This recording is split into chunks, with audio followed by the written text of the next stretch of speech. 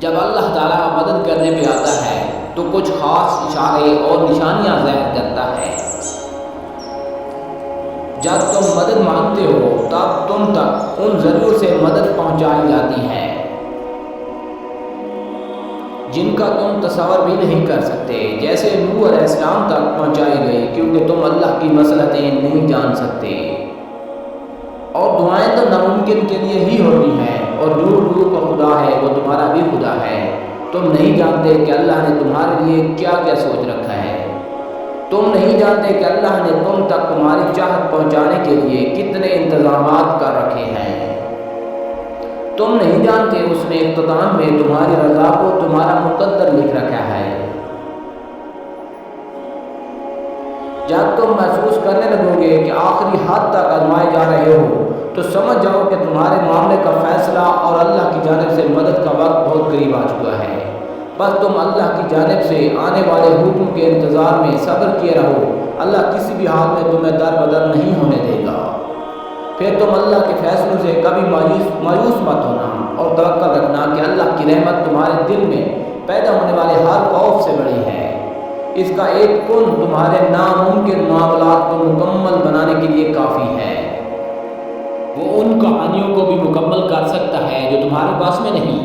تمہیں بس یقین رکھنا ہے کہ جو تمہارا ہے اس تک تمہیں پہنچنا نہیں پڑے گا، بلکہ وہ خود راستہ ڈھونڈ کر تم تک پہنچا دیا جائے گا۔ یہ دکھ تو بس تمہیں اللہ سے آشنا کرنے کے لیے آتے ہیں، اور اداسی تمہارا امتحان ہوتی ہے کہ کب تک انتظار کرتے ہو۔ پھر تمہیں وہ سب واپس دیا جاتا ہے جس کے بارے میں تم اللہ سے بات کیا کرتے تھے، جس کے لیے تم راتوں کو اٹھ کر التجا کرتے تھے۔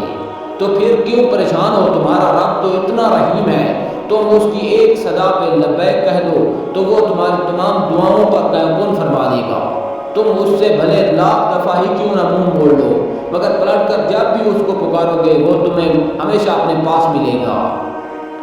اس کی محبت تو ایسی ہے کہ وہ روٹھ کر بھی روٹھا ہوا نہیں لگتا، تو پھر ایسی محبت سے مایوسی کیسی؟ تو پھر جو چاہیے اللہ سے ضرور مانگو، مگر اس کے پیچھے بھاگو مت۔ اگر دل کا سکون چاہتے ہو تو ان معاملات کو اللہ کے حوالے کرنا سیکھو جنہیں تم بدل نہیں سکتے۔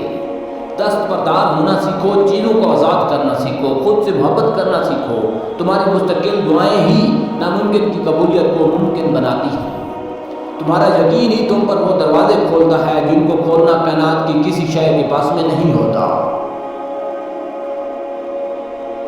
تمہارا صبر ہی تمہیں معجزوں سے ملواتا ہے، اور کن سے فیکون تک ہر ادھوری کہانی مکمل ہو جاتی ہے۔ وہ ٹوٹے ہوئے دل کی دعا ہے، بس پھر جو مانگ لیا جاتا ہے اس کی عطا میں دیر نہیں کی جاتی، پھر وہ چاہے بھلے ہی تمہارے نصیب کا حصہ نہ ہو۔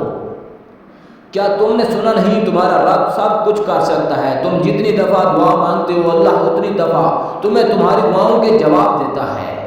تم یہاں ایک قطرے کے لیے رو رہے ہو، جبکہ تمہارا رب تو تمہیں 7 سمندر عطا کرنے پر بھی قدرت رکھتا ہے۔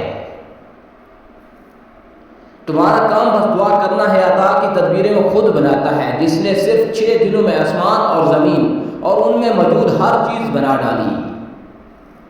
تمہیں لگتا ہے کہ اس رب کے لیے تمہارا مقدر بدلنا مشکل ہے۔ اس کے لیے کچھ بھی ناممکن نہیں، اس کے لیے کچھ بھی مشکل نہیں۔ اس غم کے بعد اس نے تمہارے لیے خوشی کو چن رکھا ہے۔ اس مشکل وقت کے بعد تمہارے لیے آسانیاں ہی آسانیاں ہیں۔